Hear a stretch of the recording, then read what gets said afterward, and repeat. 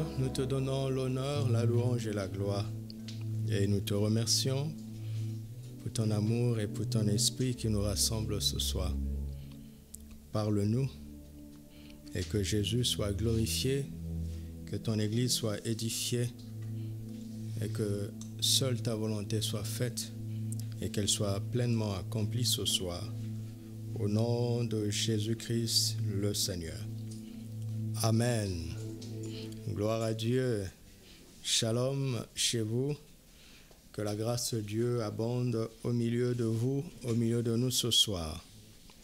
Alléluia. Nous sommes heureux pour ce beau jour que Dieu nous donne, pour sa bonté qui se renouvelle chaque matin et pour son esprit qui a mis en nous le bon vouloir pour être ici. Que le nom du Seigneur soit béni. Amen. Alléluia, alléluia. Alors, je vous salue où vous êtes, que ce soit à Casablanca ou dans d'autres villes. Recevez toute notre affection et nos salutations par la grâce de Dieu. Ce soir est un beau sujet parce que nous allons parler du cœur repentant de David. Le cœur repentant de David sera notre dernier titre concernant le fait de vivre sous le ciel ouvert. Et la grâce de la repentance est la clé qui nous a été donnée pour ouvrir nos cœurs sous ce ciel que le Seigneur Jésus-Christ a déjà ouvert, n'est-ce pas? Alléluia.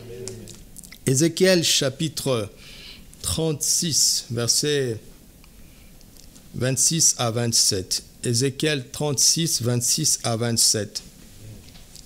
Le Seigneur dit ceci: « Je vous donnerai un cœur nouveau. Je mettrai en vous un esprit nouveau.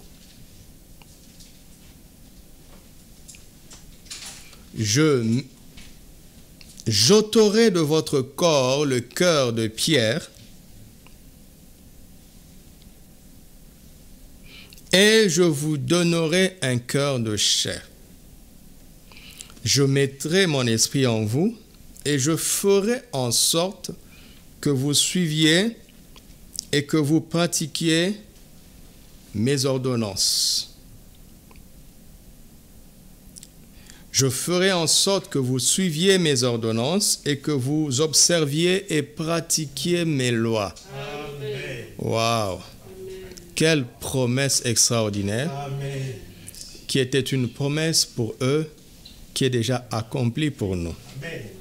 Alléluia! Si tu es en Christ, tu as reçu ce cœur nouveau dans lequel le Seigneur met un esprit nouveau.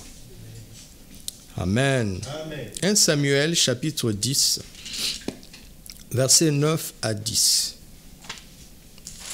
1 Samuel 10, versets 9 à 10.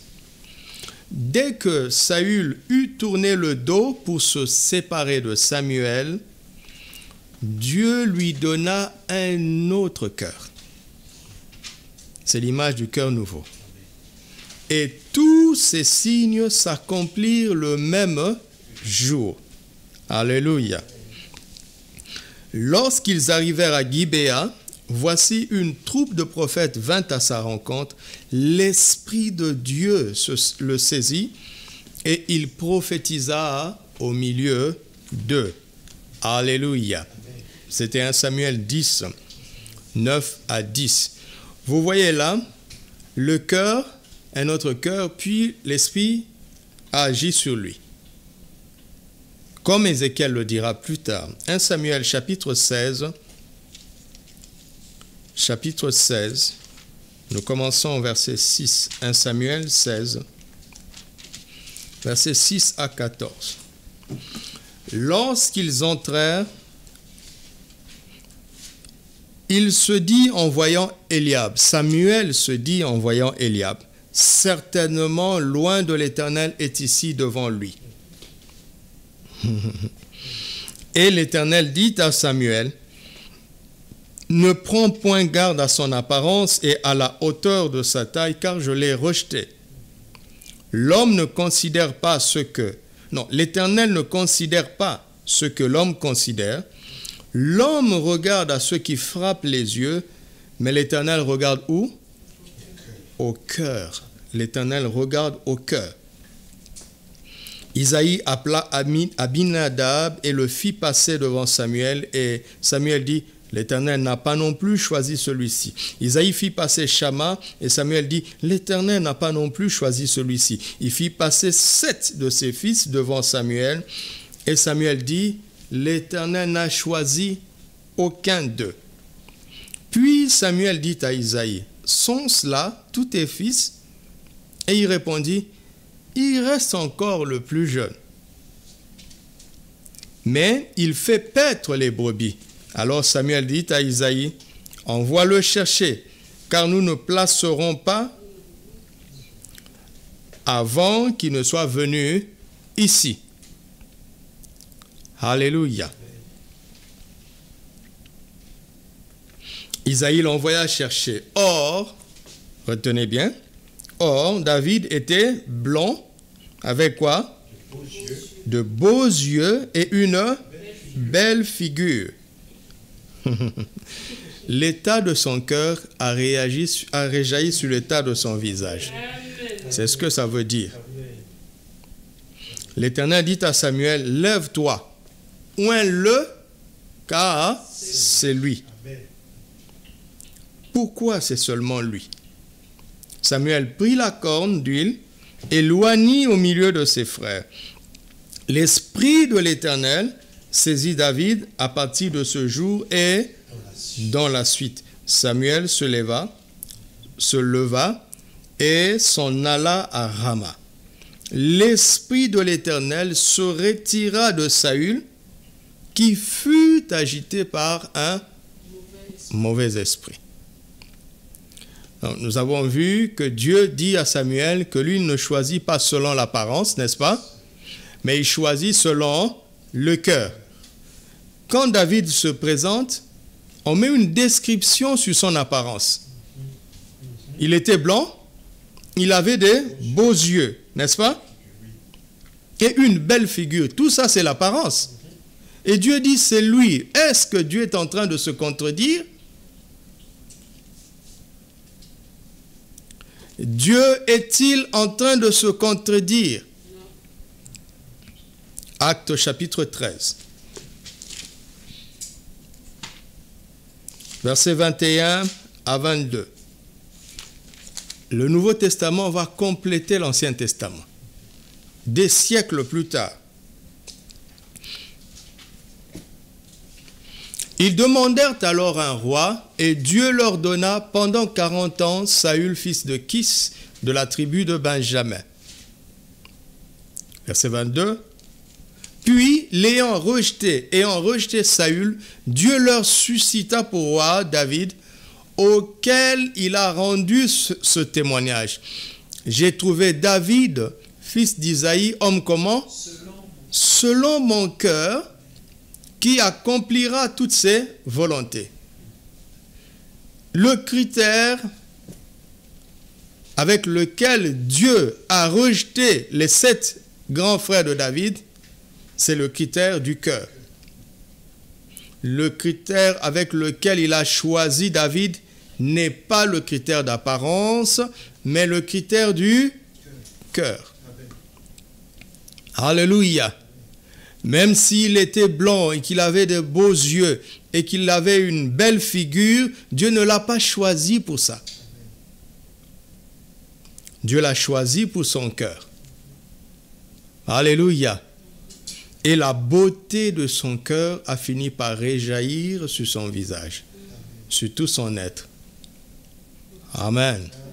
Il n'y a pas de personne moche sur la terre. Sois bon dans ton cœur et tu verras que celui qui est bon ne peut qu'être beau. Parce qu'il est agréable à vivre. Alléluia. C'est simple, la vie est simple comme cela. Donc Dieu choisit sur la base du cœur. Et David était un homme exceptionnel parce que Dieu a osé parier sur cet homme. Il a dit, David est un homme selon mon cœur, il accomplira. Pas qu'il a déjà accompli. Dieu n'a pas choisi David parce qu'il avait fait des exploits. Dieu a choisi David parce qu'il savait qu'il pouvait compter sur lui. Il pouvait lui faire confiance. Comment? À cause de son cœur. Le jeune homme avait des défauts, il avait des imperfections, il était un vase fragile, un vase imparfait comme toi et moi. Mais si tu as un bon cœur, ça suffit pour Dieu. Il sait qu'il peut te faire confiance. Si tu trébuches, il sait que tu ne vas pas t'obstiner. Tu auras un cœur repentant pour changer d'avis et recommencer avec lui. Alléluia. C'est le cœur qui compte. Quand Dieu voit un homme ou une femme qui a un bon cœur, un cœur selon lui, il sait qu'il peut compter sur lui. Dieu ne cherche pas d'experts. Dieu cherche des hommes et des femmes dont le cœur s'intéresse aux choses qui intéressent son cœur. Alléluia. Est-ce que tu me suis? Le cœur repentant est quelque chose de très important parce que celui qui a un cœur repentant reviendra dans la volonté de Dieu au cas où il trébuchait. Mais celui qui n'a pas un cœur repentant va s'obstiner dans sa voie pour sa perdition. Et c'était ça le problème de Saül. Et c'était ça l'avantage de David. Comme nous avons vu comment Père Abraham a été un exemple pour nous, aujourd'hui, nous allons voir comment Père David est aussi un bel exemple pour nous. Gloire au Seigneur Jésus-Christ. Proverbe chapitre 21, verset 1. Proverbe 21, verset 1. Le cœur du roi est un courant d'eau dans la main de qui? Il incline partout où? Le cœur du roi est comme un courant d'eau dans la main de l'Éternel. Il incline partout où il veut. Autrement dit, Dieu peut faire à un roi tout ce qu'il veut. Mais ce qui importe, la question c'est, est-ce que c'est de gré ou de force? Est-ce que le roi le veut? Vous comprenez ça? Est-ce que le roi le veut? Proverbe 25, versets 1 à 2. Proverbe 25, 1 à 2. Voici encore des proverbes de Salomon recueillis par les gens d'Ézéchias, roi de Juda. La gloire de Dieu, c'est quoi? C'est de cacher les choses. Et la gloire des rois, c'est quoi? C'est de sonder les choses. Verset 3. Les cieux dans leur hauteur, la terre dans leur profondeur, le cœur des rois sont impénétrables. Regardons le verset 2, lisons 2 et 3 maintenant. La gloire de Dieu, c'est de cacher les choses. La gloire des rois, c'est de sonder les choses. Lesquelles? Les cieux dans leur hauteur, la terre dans leur profondeur. Vous comprenez? C'est le roi qui sonde les cieux dans leur hauteur et la terre dans sa profondeur. Et ça, c'est la gloire du roi. Mais ce roi-là qui est capable de sonder, et c'est ça qui est très important, ce roi qui est capable, dont la gloire est de sonder les cieux dans leur hauteur et la terre dans leur profondeur, se rend compte que son cœur à lui-même est impénétrable. C'est-à-dire qu'il ne peut pas se sonder lui-même. Vous m'entendez? Il ne peut pas se sonder lui-même. Pourquoi? Pour qu'il en vienne à faire cette prière, sonde-moi, ô Dieu. Amen. Alléluia. Amen. C'est pour ça que nous voyons des incohérences dans les vies des gens, dans nos propres vies d'ailleurs. Nous pouvons être capables d'exploits extérieurs, mais être tellement parfois insensés en ce qui nous concerne nous-mêmes. Parce que Dieu ne nous a pas donné les clés pour sonder nos cœurs. C'est sa gloire à lui. Il a caché ça. Pourquoi? Afin de nous amener à faire cette prière. Sonde-moi, ô Dieu. Ne te fais pas confiance. Fais confiance en Dieu qui te connaît mieux que toi-même. Sais-tu que Dieu te connaît mieux que toi-même? Est-ce que tu sais ça?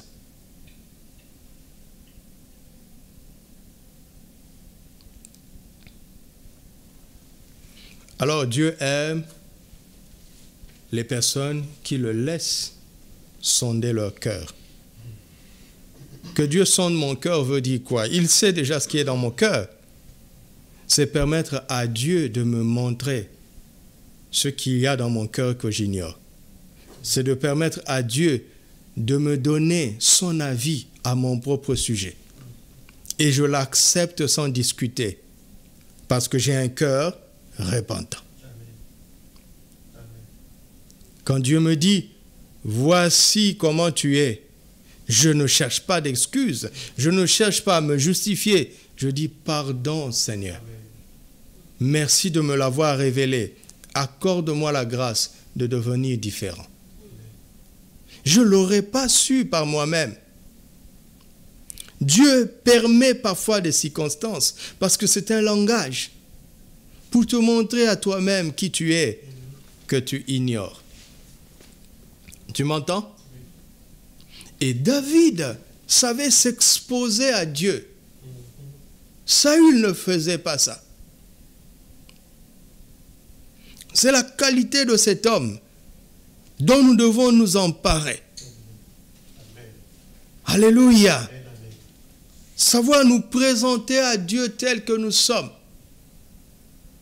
Et accepter ce qu'il dit, notamment ce qu'il dit de nous. Et nous repentir s'il n'est pas du même avis que nous. Un cœur repentant est salutaire pour nous-mêmes. Amen. Amen. Tu peux sonder les cieux dans leur hauteur, sonder la terre dans sa profondeur et ne pas te connaître toi-même et te perdre toi-même. Tu m'entends? Voici ce qui est très important. Alors ce soir, j'ai deux grands points simples. En fait, nous sommes là pour observer le cœur de David. D'accord? D'après les Écritures. Mais pour donner plus de force au cœur de David, nous allons le comparer à Saül. Alléluia. Saül va juste être un élément comparatif pour nous permettre de mieux apprécier l'éloge que Dieu avait fait de David. Amen. Alors nous avons deux grands points, je vous propose de les noter. Notre premier grand point est celui-ci. David, Saül, la parole de Dieu et la repentance. C'est le premier point. David, Saül, la parole de Dieu et la repentance. Notre dernier grand point, c'est David, Saül, le Saint-Esprit et l'onction. Amen. David, Saül, la parole de Dieu et la repentance. Deuxièmement, David, Saül, le Saint-Esprit et l'onction. Vous avez compris que nous allons voir ces hommes par rapport à la parole de Dieu. Est-ce qu'ils étaient repentants par rapport à la parole de Dieu? Et nous allons voir ces deux rois par rapport au Saint-Esprit et qu'est-ce qu'ils faisaient de son onction. Amen. Commençons par David, Saül, la parole de Dieu et la repentance. N'oublions pas que la parole de Dieu est le moyen par lequel Dieu nous accorde la grâce de la repentance. Le cadeau de la repentance vient par la prédication ou l'enseignement de la parole. N'est-ce pas? Nous ne pouvons pas nous repentir profondément sans que la parole de Dieu nous interpelle. Je ne veux pas y revenir, mais j'espère que vous n'avez pas oublié ça. Alors, quelle a été l'attitude de Saül et de David quand Dieu leur envoyait sa parole. Lisons 1 Samuel chapitre 9. Notez 1 Samuel 9, 1 à 2, 18 à 20. 1 Samuel 9, 1 à 2, 18 à 20. Puis chapitre 10, verset 1 et le verset 7. 1 Samuel 10, 1 et 7. Puis chapitre 16, verset 7 et verset 10 à 12. Normalement, vous pouvez tout lire, mais vous avez compris que j'ai pris des segments pour une question de temps. 1 Samuel 9, verset 1 à 2. Il y avait un homme de Benjamin nommé Kis, fils d'Abdiel, fils de Téror, fils de Bérocat, fils d'Apiach, fils d'un Benjamite. C'était un homme fort et vaillant. Ce n'est pas Saül, c'est son père. Il avait un fils du nom de Saül, qui était jeune et beau, plus beau qu'aucun des enfants d'Israël. Cela veut dire qu'il était plus beau que David. D'accord? Et les dépassant tous, sans exception de la tête, il dépassait David aussi de la tête. Ok? Parce qu'ils étaient des contemporains. Verset 18 à 20. Saül s'approcha de Samuel au milieu de la porte et dit, « Indique-moi, je te prie, où est la maison du voyant. » Samuel répondit à Saül, « C'est moi qui suis le voyant. Monte devant moi au haut lieu, et vous mangerez aujourd'hui avec moi. Je te laisserai partir demain, et je te dirai quoi? Tout ce qui se passe dans ton cœur. » Écoutez-moi. Ma peine, quand on considère cette histoire, c'est qu'on met beaucoup d'accent sur tout ce qui va se passer à l'extérieur, dans 1 Samuel 10. Tous les signes.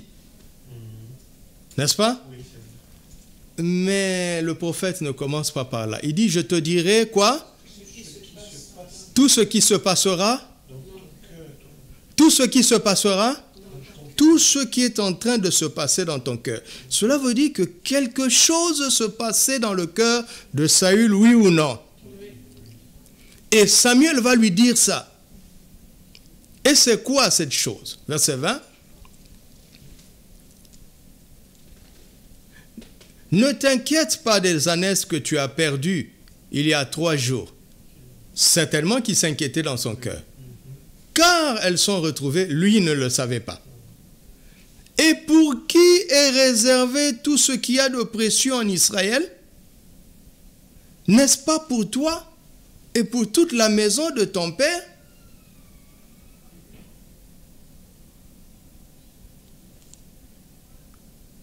Regardez. Le prophète lui dit, je te dirai ce qui se passe dans ton cœur. Est-ce que vous pouvez admettre qu'en ce moment-là, Saül était inquiet des ânesses de son père qui étaient perdues? Oui. Vous admettez ça? Si vous admettez ça, vous devez admettre la suite. Et la suite, c'est quoi? C'est que tout ce qu'il y a de précieux en Israël, n'est-ce pas pour toi et pour toute la maison de ton père? Vous entendez? Il dit, n'est-ce pas pour toi? Il n'est pas en train de lui dire, ce n'est pas une affirmation. Il est en train de lui poser une question. N'est-ce pas pour toi? Autrement dit, tu es supposé le savoir. Suivez-moi, c'est très important. Nous ne savons pas par quel moyen ce jeune homme a commencé à ressentir qu'il était désigné par Dieu pour occuper la première place en Israël. Et le prophète qui voit dans son cœur par la grâce de Dieu, il lui dit, mais n'est-ce pas pour toi et pour toute la maison de ton père? Je te dirai ce qui se passe dans ton cœur. Il dit, mais n'est-ce pas pour toi? Autrement dit, Dieu lui a déjà dit que c'est pour lui. Il lui a dit ça dans son cœur. Mais le jeune homme lutte. Alors le prophète vient lui dit, mais n'est-ce pas, Saül, est-il vrai que tu t'inquiètes dans ton cœur pour les ânesses? Il dit, oui, monsieur. Yes, sir. Alors, n'est-ce pas que je l'ai su? Et je te dis qu'il y a 3 jours, elles ont déjà été retrouvées. Prends ton téléphone, fais WhatsApp, demande. Oh, voyons, comment tu sais ça? Comment tu sais que je m'inquiète? Comment tu sais que c'est retrouvé? Et si je ne me trompe pas, alors je te dis, n'est-ce pas, que tout ce qu'il y a d'oppression en Israël, n'est-ce pas pour toi? Tu l'as déjà entendu, tu l'as déjà ressenti. Mais tu as du mal à l'accepter. N'est-ce pas pour toi? Je sais ce qui se passe dans ton cœur. Vous avez compris maintenant? Alors, continuons. Chapitre 10, verset 1. Samuel prit une fiole d'huile, qu'il répandit sur la tête de Saül. Il le baisa et dit, l'Éternel ne t'a-t-il pas oint? Pas que l'Éternel vient de te oindre. Regarde comment il parle au jeune homme. L'Éternel ne t'a-t-il pas oint? Pour que tu sois le chef de son héritage. Pourquoi on lui parle comme ça? Vous allez voir que quand il va oindre David, il va parler autrement. Je suis en train de te parler parce qu'il y a des choses que tu ressens déjà dans ton cœur. Mais tu n'arrives pas à accepter, à t'aligner sur l'avis de Dieu te concernant. Voilà la repentance.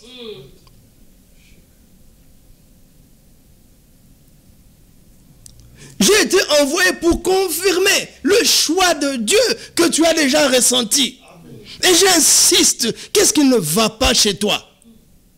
Pourquoi ces luttes au-dedans de toi? Tu as reçu Jésus. Le Saint-Esprit a mis en toi le témoignage que tu es un fils de Dieu. À la première faute, tu remets en cause ton salut. Qui t'a dit que tu es rejeté? Qui t'a appris ça? N'est-ce pas que l'Esprit a rendu témoignage à ton esprit que tu es un enfant de Dieu? Est-ce que l'Esprit a rendu un témoignage contraire? Qu'est-ce qui se passe?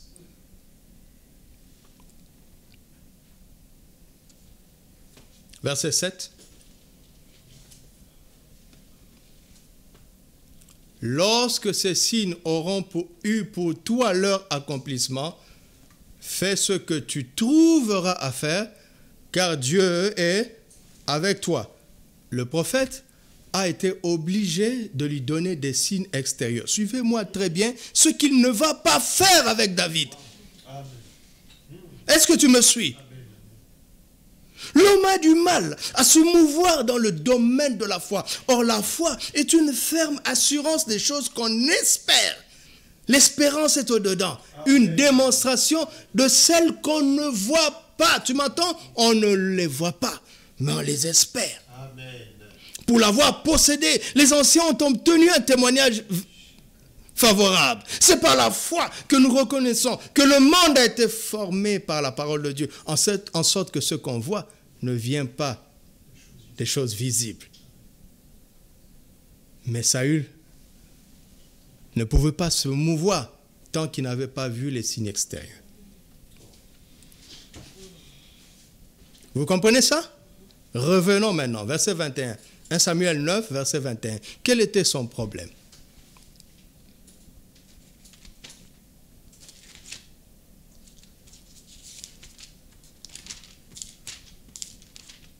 Saül répondit, ne suis-je pas benjamite, de l'une des plus petites tribus d'Israël?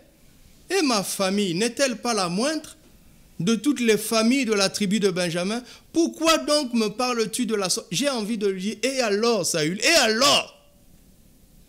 Et alors? Dieu doit dépendre de la noblesse de ta famille, et alors? Vous voyez le problème de l'homme? Il ressent les intentions de Dieu dans son cœur, mais il refuse de l'accepter à cause de sa condition sociale. Et alors? L'ange dit à Marie, tu vas concevoir le Fils de Dieu. Marie dit, mais comment cela va se passer? Je ne connais point d'homme. L'ange lui dit, le Saint-Esprit viendra sur toi. Marie dit, d'accord. D'accord, allons-y. C'est ça la foi. Amen. Est-ce que tu m'entends? Et alors, Samuel, il y a une lutte dans ton cœur. Le prophète est venu pour confirmer.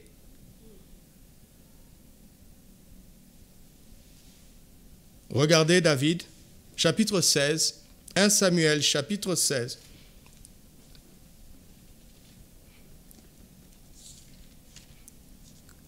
Curieusement, c'est pour cela que nous devons être humbles. Quand Samuel était devant Saül, il avait la capacité de voir dans le cœur. Quand il est arrivé dans la maison de Isaïe, le papa de David, il a perdu cette capacité. Cela veut dire que cela lui venait de Dieu. Le don spirituel vient du Saint-Esprit. Il les distribue à chacun comme il le veut. Tu ne trimballes pas avec ton don pour en faire ce que tu veux quand tu le veux. Je vous montrerai plus tard que ce que nous avons en permanence, c'est le Saint-Esprit.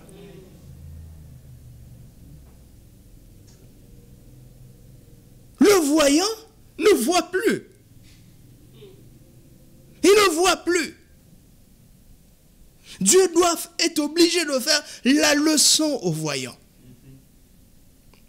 Il dit, mais ne te fie pas à son apparence.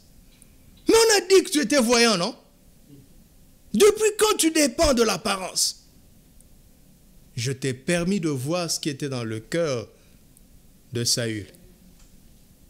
Mais David n'a pas besoin de ça. Il a déjà accepté ce que j'ai mis dans son cœur. Est-ce que tu me suis? Amen. Verset 10.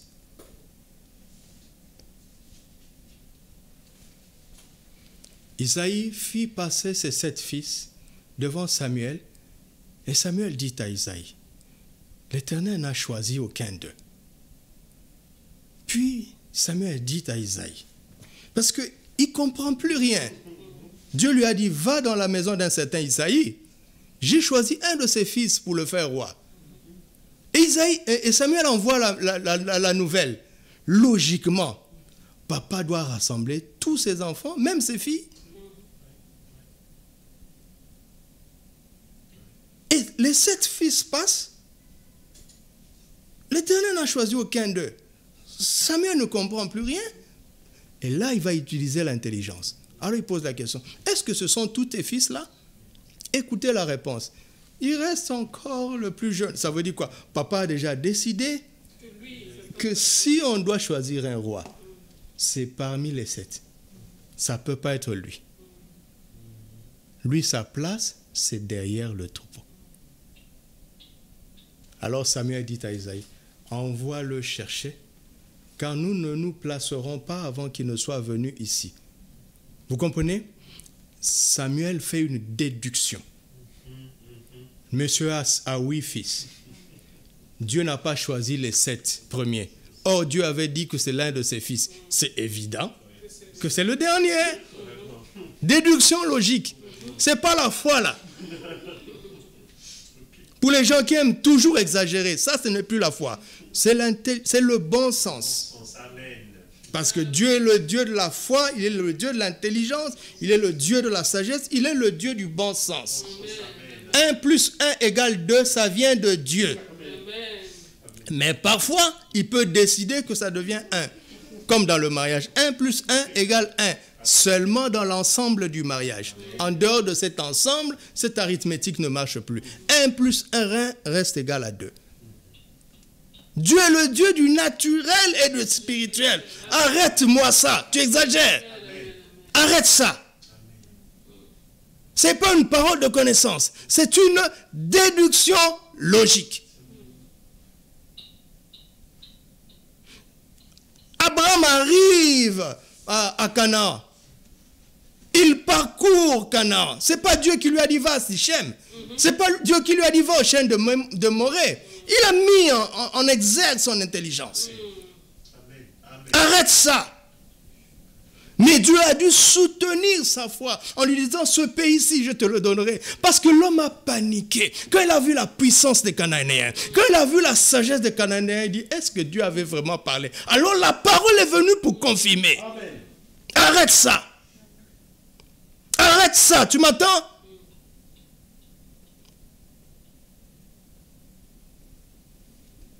Verset 12.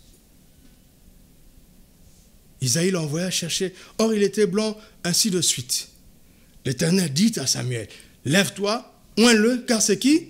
C'est lui. Samuel prit la corne d'huile. Il lui dit, n'est-ce pas toi que l'Éternel a choisi? C'est ça? Il n'a pas besoin. Amen. Le jeune homme ne doute pas. Amen. Son cœur était prêt derrière le troupeau. Quand Dieu lui avait mis ça à cœur, il a dit, yes, sir, tu es capable de prendre un petit berger et de le faire roi. Je ne sais pas comment tu vas te débrouiller, mais yes, sir, alléluia. Le prophète arrive chez nous, papa ne me considère pas, c'est pas grave, tu ne dépends pas de papa. L'autre était considéré par son père, mais il regarde la famille, il annule la parole de Dieu à cause de la famille. Mais celui-ci est dans une situation pire. Il accepte la parole de Dieu dans son cœur. Qu'est-ce qui fait que tu doutes de ce que Dieu te dit? Saül, Dieu ne sait-il pas que tu viens de la plus petite famille? C'est toi qui vas lui apprendre ça? Regarde David. En loin, au milieu de ses frères, là où parmi les gens qui t'ont méprisé là, ce sera eux les premiers témoins. Amen. Mais vous savez, pour que Dieu fasse ça, c'est qu'il a confiance en l'homme. Il sait qu'il n'y a pas d'orgueil en David. Amen. David ne va pas se lever et vous dire, je vous avais dit quoi? Allez, Eliab, assis-toi. C'est ton roi qui parle. Non. Amen. Non. Amen. Son cœur était façonné dans le secret. Après ça, on ne l'a pas respecté comme roi. Ça ne change rien. Ça ne change rien. Ce n'est pas les hommes qui vont te promouvoir. S'ils ne peuvent pas te promouvoir, ils ne peuvent pas non plus te rabaisser. Tu m'entends? Mais celui qui peut te promouvoir, lui peut te rabaisser. Ils ne l'ont pas considéré. Regarde dans le champ de bataille, le même Eliab. 40 jours, Goliath se moque de vous. Si Eliab avait cru en cette onction, c'est lui qui serait allé parler à Saül, qui lui dirait, mon frère a été oint. Personne. Et son père envoie son fils qui est roi. Il envoie faire le boulot d'un domestique. Ils ne sont pas dans la foi. Tu comprends ça? Cette cérémonie a été une cérémonie matérielle. Ils n'ont pas cru. Personne n'a cru. Mais le jeune homme a cru. Amen. Le prophète a cru. Tu m'entends? Je n'ai pas encore vu grande chose. Mais ce que je vis aujourd'hui, il m'a dit dans ma chambre, j'avais 16 ans. Si j'avais refusé de croire à l'époque, je ne serais pas là. Dieu s'est débrouillé, Dieu ne se débrouille pas. Mon langage est imparfait. Dieu s'est arrangé pour nous emmener là. Tout ce que tu as à faire, c'est de croire dans ton cœur. Ne fais pas de calcul, ne mets pas de stratégie en place. Partir comme vaut mieux que partir pour. Ne fonctionne pas à la manière des hommes. Dieu qui a dit qu'il t'emmènera là-bas, il sait comment il va t'amener. Reste tranquille. Amen. Tant que tu n'y arrives pas, ce n'est pas parce que les difficultés sont grandes, c'est que le temps n'est pas encore arrivé. Amen. Amen. Tu m'entends? Est-ce que tu m'entends? Le Saint-Esprit est dans ton cœur. Il met beaucoup de choses dans ton cœur, mais tu les rejettes à cause de l'extérieur. La foi est une démonstration des choses qu'on ne voit pas. Autrement dit, si je dis à un paralytique, lève-toi et marche, quand on va venir donner le témoignage du paralytique qui marche, ça, ce n'est pas la foi. La foi, c'est ce qui m'aura fait parler, alors qu'il n'était pas encore debout. Quand le miracle est arrivé, ce n'est plus la foi. La foi, c'est avant. Et vous allez voir la foule, ce n'est pas la foi qui fait crier la foule, parce que la foule a vu. Nous ne marchons pas par la vue. Nous marchons par quoi? Donc ce qui te fait agir et agir quand tu as vu, ce n'est pas la foi. La vraie foi, c'est avant. Amen. Amen. Quand tu ne vois rien, mais tu espères. Amen. Et tu espères fermement. C'est ça la foi. Quand rien ne s'est encore passé, mais que c'est une certitude dans ton cœur, parce que Christ t'a parlé. Tu m'entends?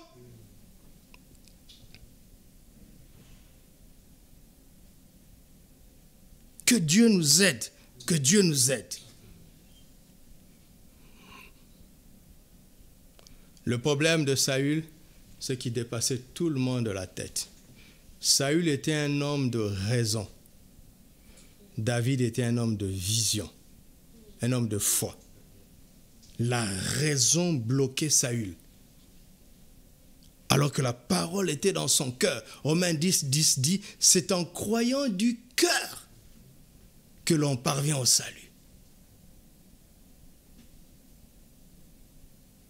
Alors quand Saül va quitter Samuel, Dieu va lui donner un autre cœur. Un cœur qui croit. Il va le débarrasser de ce cœur incrédule. Parce qu'on ne peut rien faire avec un cœur incrédule. On ne peut pas servir Dieu avec un cœur incrédule. On ne peut pas réussir. Tu m'entends? Alors, en fait, l'expression en hébreu qui veut dire que David avait de beaux yeux ne parle pas de ses yeux physiques. Ça veut dire que Dieu admirait sa manière de voir. C'est ce que ça veut dire profondément. Vous m'avez entendu? Vous savez, notre mentalité, notre manière de voir les choses est à nu devant Dieu. Nos pensées sont à nu devant Dieu, comme un écran. Ce n'est pas caché. Est-ce qu'il les admire ou les réprouve? Vous comprenez ça? Dans le même texte, c'est ça qu'on doit apprendre à faire dans la Bible. Dans le même paragraphe, Dieu ne peut pas dire qu'il choisit selon un cœur. Et il va choisir quelqu'un à cause de son apparence. Quand même, un livre aussi pur, aussi sage, va amener des conclusions aussi insensées. Quand même. Alors arrête-toi. Arrête-toi et médite. Tu me comprends?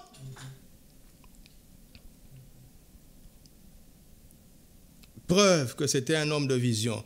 Psaume 89, verset 20. Vous voyez ça? Ça, c'est mes notes.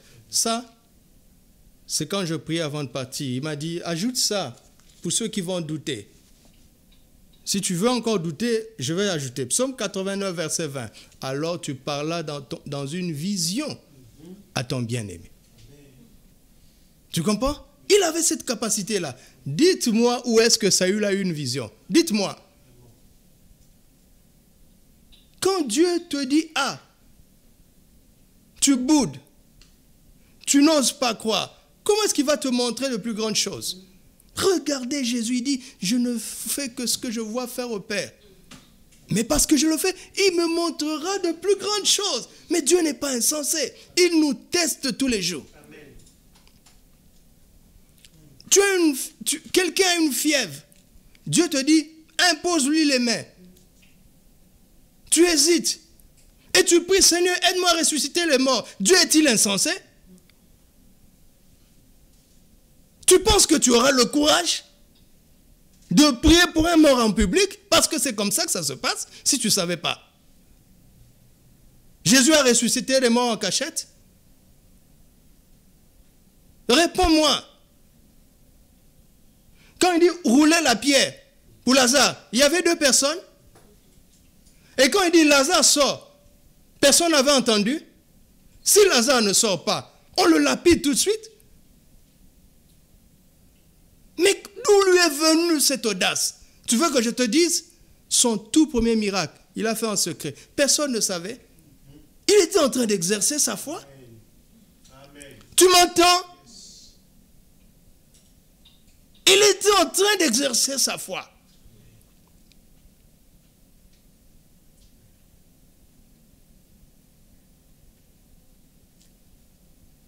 Un Chronique 28, versets 11 à 12. Les gens qui n'ont rien vu, pas grand-chose, ils parlent seulement. Et puis, je veux voir de grandes choses. Les petites choses là. Tu ne testes pas ta foi dans les petites choses. Et tu veux qu'il te confie des grandes.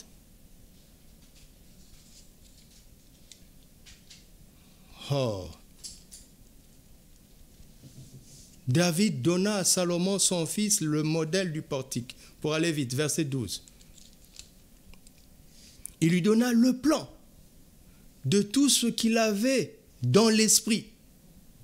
Le plan visible, mais lui, il l'avait où? Dans l'esprit. Touchant à quoi? Au parvis de la maison de l'Éternel. Est-ce que vous vous rendez compte de ce qu'on dit? Dieu a pris Moïse. Il a monté, il l'a emmené sur la montagne. Il a dit, regarde et fais d'après le modèle que tu vois. Quand est-ce que David est monté sur une montagne? Quand est-ce qu'il a vu ça? Réponds-moi.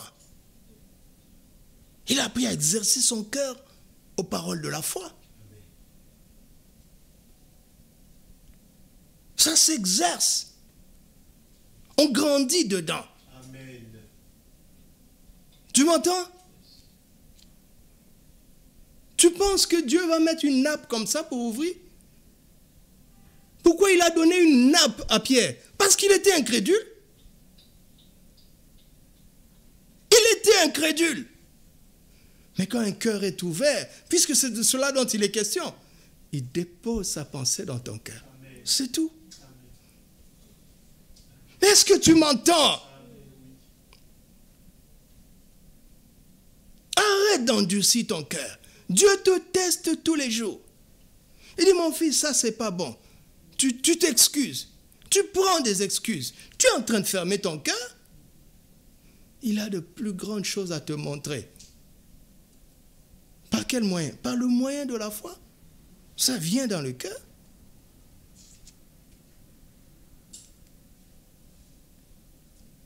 Ça vient avec une simplicité.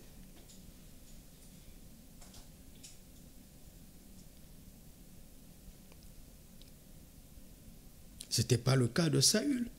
Verset 19.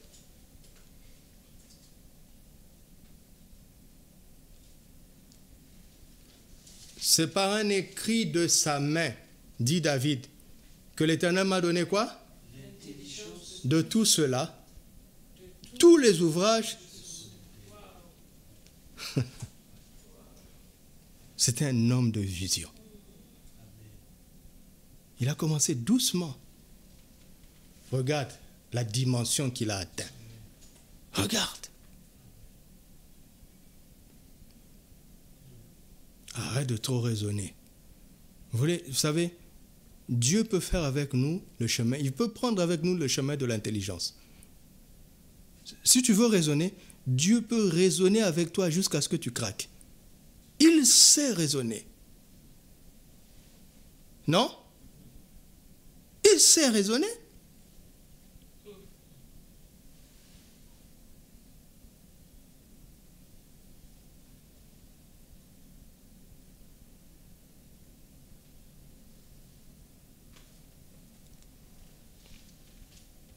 D'accord? Premier problème de Saül, c'est que il permettait aux circonstances extérieures d'annuler la parole de Dieu dans son cœur.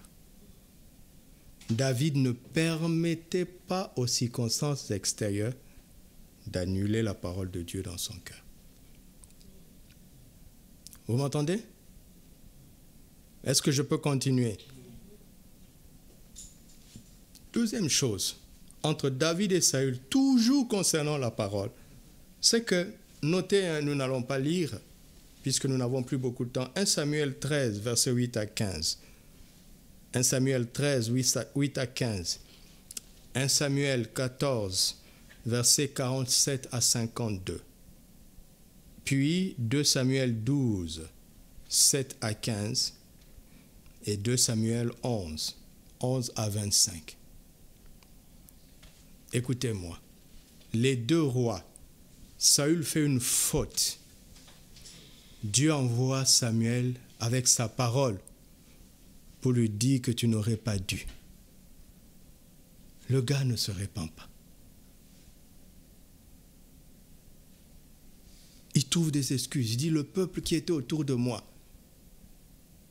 j'ai eu peur. Viens, honore-moi devant les anciens. Donc l'honneur des anciens est plus important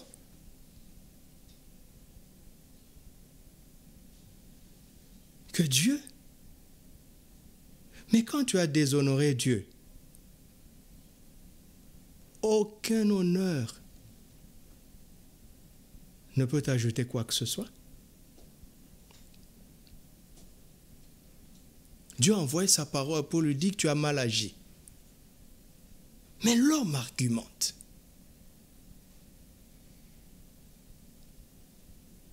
Ça a commencé avec Adam. As-tu mangé du fruit que je t'avais dit de ne pas manger? Il lui dit, la femme que tu as mise à côté de moi. Donc Dieu a tort.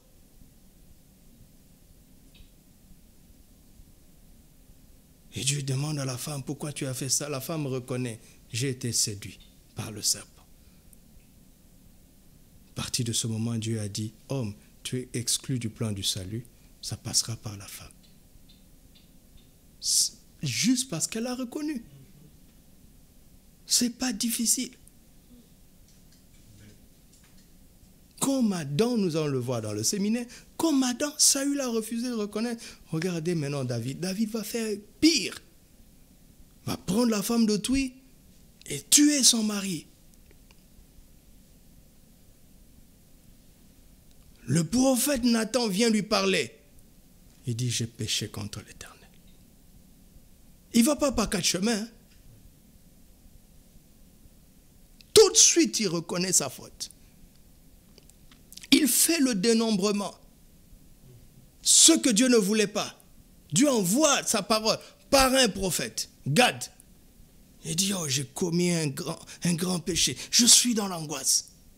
Regardez l'homme. Vous avez vu ça? Vous avez vu la différence?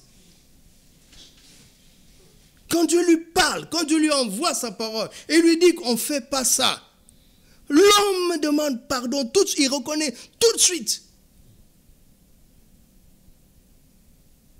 Dieu envoie la parole au premier. Il lui dit, on ne fait pas ça. Le premier n'a rien à faire avec la vie de Dieu. Tout ce qui lui importe, c'est son image devant le peuple. Son image. On ne peut pas aller loin comme ça. On ne peut pas aller loin comme ça.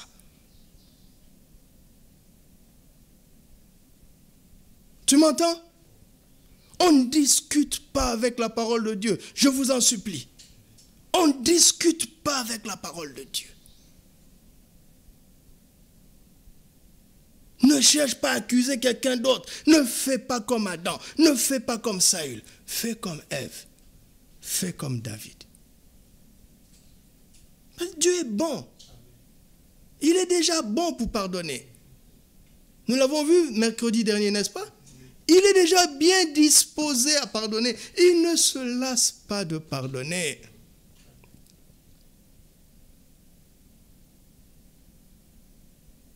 Adam a péché, mais Dieu n'est pas resté au ciel. Dieu savait. Il est venu pourquoi? Parce qu'il voulait mettre le diable hors circuit, espérant la repentance de ses bien-aimés. Un cœur endurci donne l'avantage au diable. Un cœur repentant donne l'avantage aux enfants de Dieu. Parce que Dieu n'est jamais désavantagé lui-même. C'est pour nous qu'il fait ça. C'est pour nous qu'il est bon comme ça.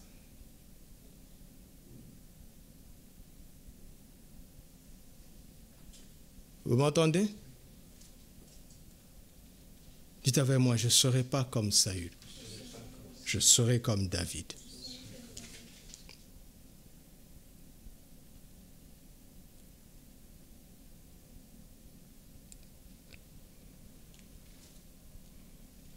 Donc il y a deux dimensions. La conviction intérieure, il faut l'accepter. D'accord? Maintenant, quand Dieu en vient à parler de l'extérieur, c'est parce que tu es en danger. C'est parce que tu as endormi ta conscience. Après ça, il n'a plus d'armes.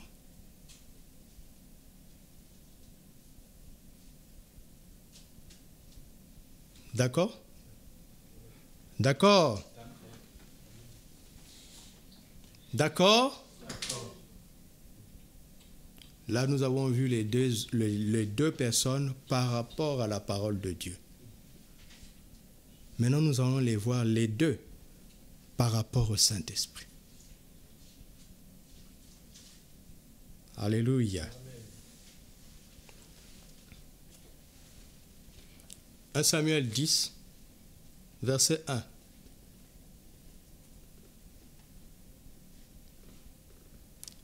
Samuel prit quoi? Une fiole d'huile. Samuel prit quoi? Une fiole d'huile. Qu'il répandit sur la tête de Saül. Il prit quoi? Une fiole d'huile. Chapitre 16, verset 1.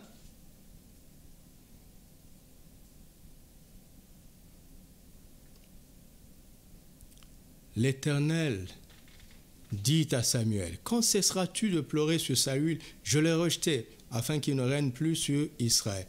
Maintenant, qu'est-ce qu'il lui dit? Remplis quoi? Ta fiole? Quoi? David a été oint par quoi? Par une corne d'huile. Samuel a été oint par quoi? Par quoi? Saül a été oint par quoi? Voilà, écoutez-moi. Je ne veux pas vous tromper par des mystères du fiole et mystères de la corne. Arrêtez ça. Arrêtez ça.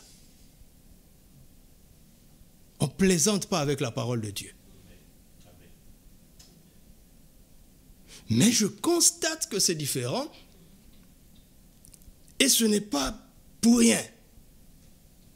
Mais je ne veux pas vous faire des plaisanteries, mystère du fiole, mystère de la corne. Arrêtez ça.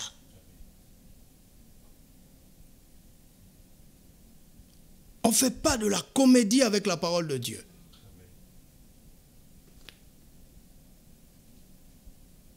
Une fiole est juste un flacon. D'accord?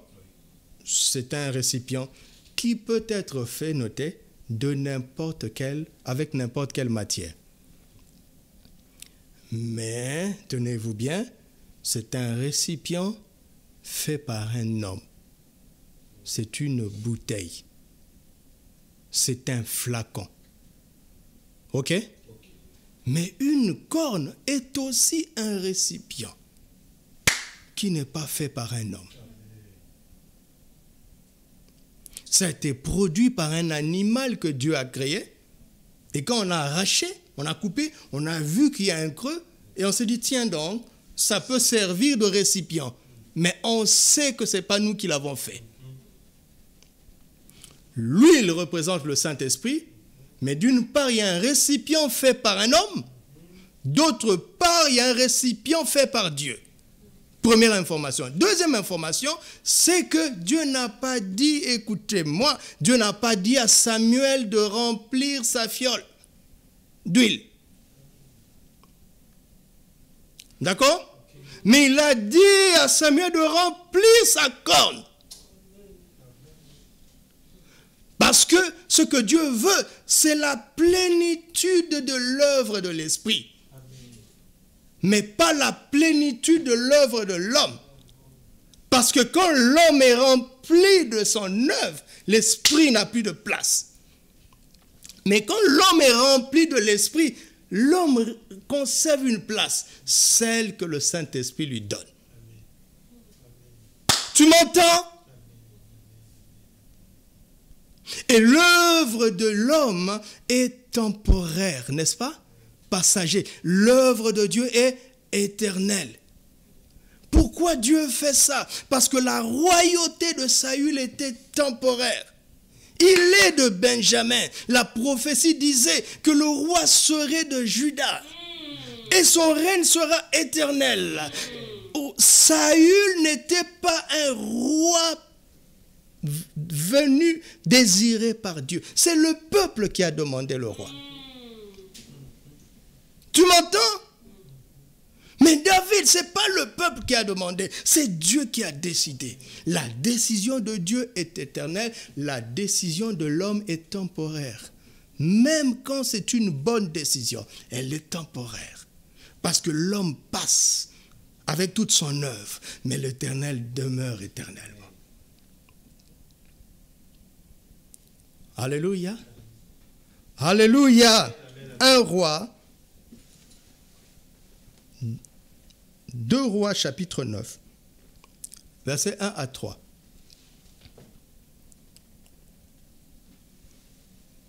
Élisée le prophète appela l'un de ses fils, l'un des fils des prophètes, et lui dit, Saint terrain, prends avec toi quoi? Ah, vous voyez que la fiole revient. Cette fiole d'huile, et va à Ramoth en Galade pour faire quoi? Continuons. Jusqu'au verset 3. Quand tu y seras arrivé, vois Jéhu, fils de Josaphat, fils de Nimshi, tu iras le faire lever au milieu de ses frères et tu le conduiras dans une chambre retirée, verset 3. Tu prendras la fiole d'huile que tu répandras sur sa tête. Tu diras, ainsi parle l'Éternel, je t'oins quoi? Roi d'Israël. Roi d'Israël, pas roi de Juda.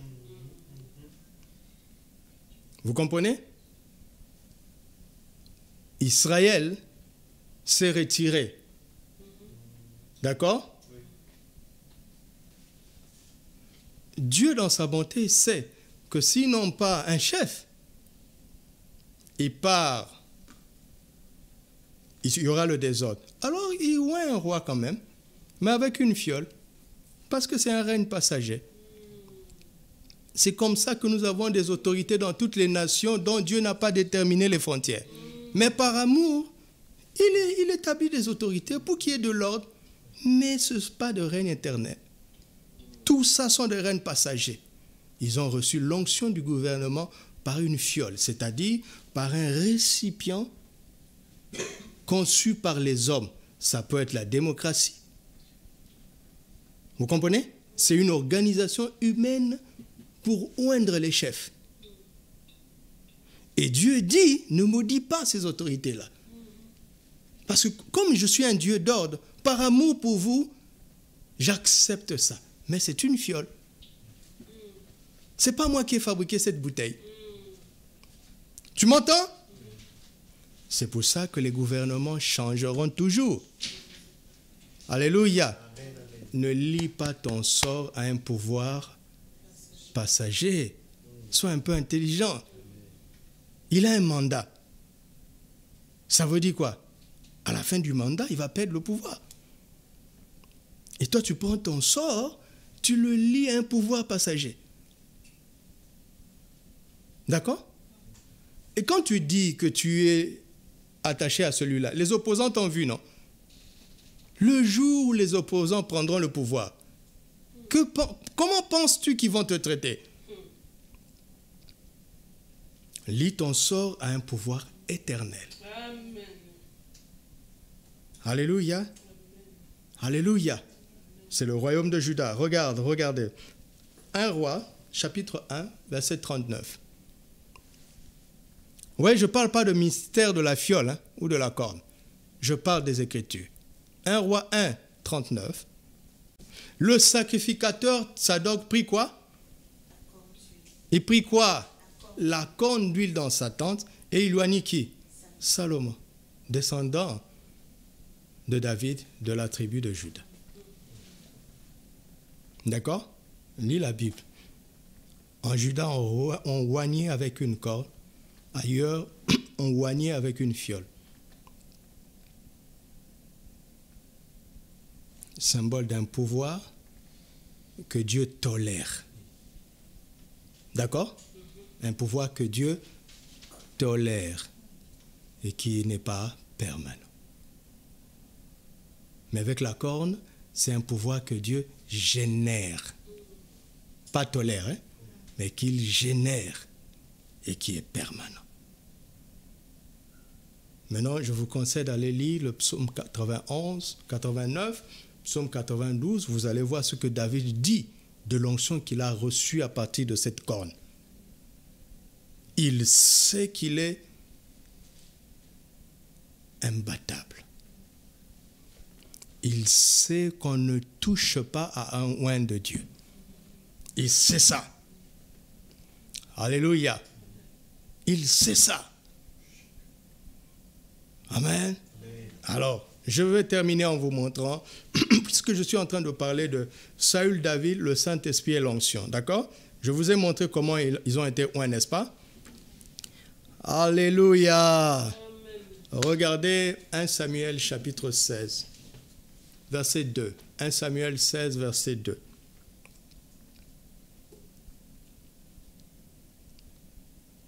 Samuel dit, c'est Samuel qui parle à Dieu, hein, il dit, comment irai-je? C'est quand Dieu lui dit d'aller dans la maison d'Isaïe. Saül l'apprendra et il fera quoi? Vous comprenez ça? Saül ne craignait pas les oints de l'Éternel. Saül était arrivé à un point où il pouvait tuer le prophète qu'il avait oint. Il ne craignait pas Dieu. Il a reçu l'onction, mais il ne connaît pas la valeur de cette onction. Mais regardez David, 1 Samuel 24, verset 7. 1 Samuel 24, verset 7. Je suis en train de nous parler du cœur repentant de David. Mais quand on le compare à Saül, c'est là où on se rend compte de la dimension de David. Il dit à ces gens, que l'Éternel me garde de commettre contre mon Seigneur, loin de l'Éternel, une action telle que de porter ma main sur lui, car il est loin de l'Éternel. La vie de Saül est entre ses mains, dans cette séquence, mais David sait qu'on ne touche pas. Nous avons deux personnes qui ont été ointes. Mais Saül, qui avait reçu l'onction, ne connaissait pas la valeur de l'onction. David, qui avait reçu l'onction, en connaissait la valeur. Alléluia. Quelle est la différence entre Saül et David? Je vais vous faire un dernier raccourci. Il y a beaucoup de choses à dire, allez étudier ça, c'est formidable. Mais je vais vous faire un dernier raccourci. Quelle est la différence entre Saül et David? Lisez avec moi Psaume 51, verset 13.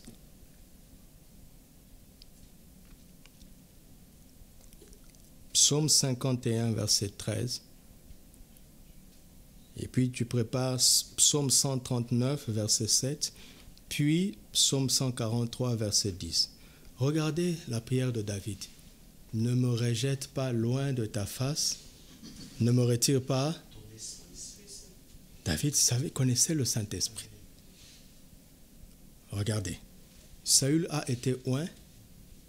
Après, il a prophétisé parce que l'Esprit de l'Éternel s'est saisi de lui.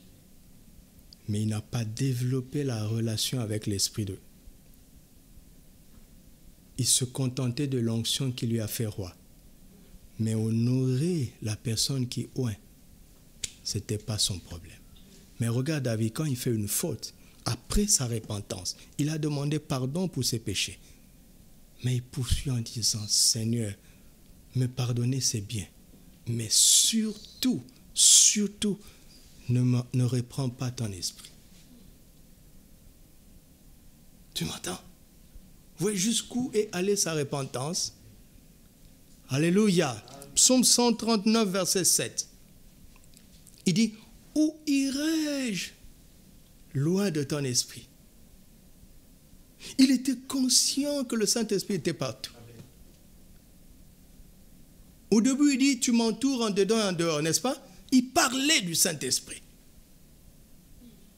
Comment il a fait pour connaître le Saint-Esprit à ce point? Qui lui a appris ça? Psaume 143, verset 10. Enseigne-moi à faire ta volonté, car tu es mon Dieu. Et puis il dit quoi? Que ton bon esprit me conduise. Alléluia, alléluia. Regarde, Dieu dit, voici David, fils d'Isaïe, homme selon mon cœur, il accomplira toutes mes volontés. Mais David nous montre que la volonté de Dieu n'était pas automatique. Il a recherché dans la prière. Il disait à Dieu, enseigne-moi à faire ta volonté.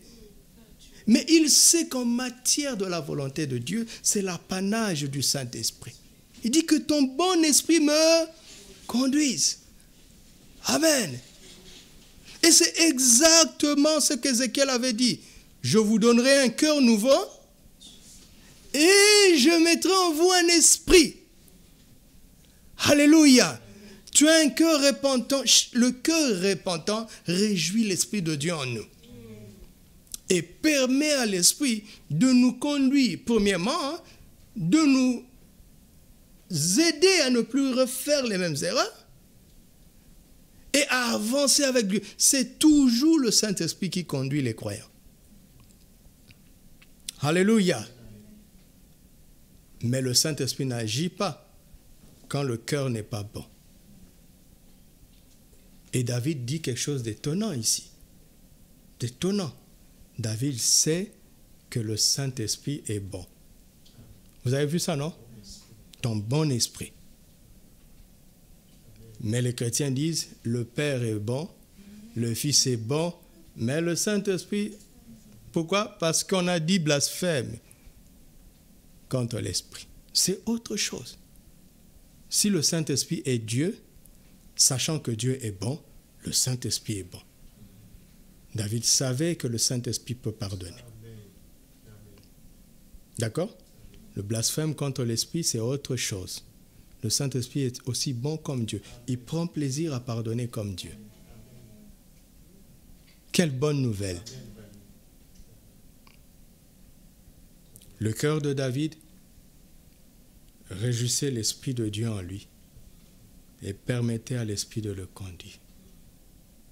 C'est comme ça qu'il savait ce que Dieu voulait et qu'il recevait par l'Esprit la capacité de faire ce qu'on découvre que Dieu veut. Alléluia. Écoute-moi. Est-ce que tu veux honorer Dieu? Est-ce que tu veux obéir à Dieu? Mais tu ne peux pas y arriver seulement parce que tu le veux. Il s'appelle l'esprit de la crainte de l'Éternel. C'est par lui qu'on craint Dieu. C'est grâce à lui. Alléluia. Saül a aimé l'onction, les avantages de l'onction, mais il a négligé la source de l'onction, le Saint-Esprit. Alléluia. Et je termine. Voici maintenant comment Jésus va nous aider, le fils de David. Il vient Luc 4:1, on dit rempli de l'Esprit, n'est-ce pas? Et dans Luc 4:18, il dit l'Esprit de l'Éternel est sur moi parce qu'il m'a oint. Pour Jésus, l'onction est une conséquence. D'accord? L'onction est une conséquence de la présence débordante de l'Esprit.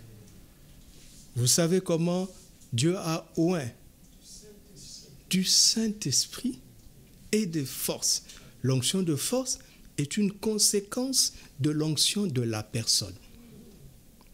Acte 1:8, vous recevez une puissance. Comment la personne du Saint-Esprit survenant sur vous. Donc quand tu déshonores la personne, si tu reçois la puissance, tu es en danger. Tu finis comme Saül. Mais quand tu honores la personne, la puissance, elle est extraordinaire entre tes mains. Tu finis comme David. Alléluia. Alléluia. Notre corps est le temple du Saint-Esprit qui habite en nous. J'ai la source de l'onction. L'onction n'est pas un problème. L'usine de l'onction est en moi. Alors qu'est-ce que je fais? J'honore la personne. S'il me convainc de pécher, je demande pardon. J'apprends à l'honorer. J'apprends à ne pas l'attrister. Vous comprenez? Quand il veut faire quelque chose, il me revêtira. Après cet exploit, est-ce que les soldats vivent à la maison avec leur tenue, avec leurs armes? C'est pour le travail, l'onction. Le revêtement, c'est pour les confrontations. Mais ta vie est confrontation en permanence. Mais la personne est avec nous. Il demeure éternellement avec nous.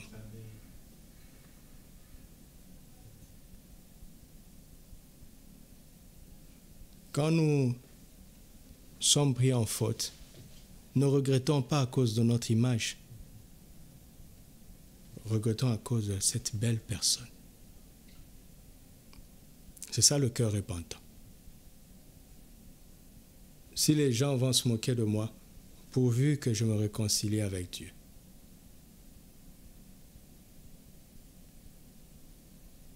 C'est lui le juge, ce n'est pas les hommes. Tu m'entends? Et c'est ça le cœur repentant de David. Alléluia. C'est ça le cœur repentant de David. Amen. J'ai été long ce soir. Déjà, vous avez mesuré que le sujet est important, n'est-ce pas? Mais aussi parce que c'est une conclusion. J'ai parlé, je suis votre frère. C'est le Seigneur qui fait le reste dans nos cœurs. Vos cœurs à vous et mon cœur à moi aussi. Amen. Que le Seigneur donne à chacun un cœur repentant, comme celui de David. Alléluia. Fais cette prière avec moi. Père, je te rends grâce ce soir pour la vie de David et les saintes Écritures qui nous les révèlent. Merci pour ce bel exemple. Accorde-nous la grâce d'imiter le cœur repentant de David, de connaître le Saint-Esprit, de l'aimer et de l'honorer. Accorde-nous la grâce d'apprécier son onction dans nos vies et toutes les choses dont il nous rend capables. Accorde-nous la grâce d'honorer toutes les personnes que tu as oint. Accorde-nous la grâce d'honorer chaque frère et chaque sœur, car le Saint-Esprit vit en eux. Il est beaucoup plus grand que l'onction. Que nous ne disions plus jamais du mal d'un seul de tes enfants, d'un seul de tes serviteurs, à cause du Saint-Esprit qui est en eux et à cause de ton onction sur leur vie. Accorde-nous la grâce, Père, de nous attacher à la royauté éternelle de Jésus et de ne pas nous compromettre avec les pouvoirs passagers de ce monde. Accorde-nous la grâce, quand nous sommes pris en faute, de les reconnaître simplement, de demander pardon, de recevoir ton pardon et la capacité d'abandonner ces voies, celles que nous donne le Saint-Esprit. Accorde-nous la grâce de bien finir notre course en honorant le Saint-Esprit et en accomplissant toute ta volonté. Au nom de Jésus, Amen. Gloire à Dieu.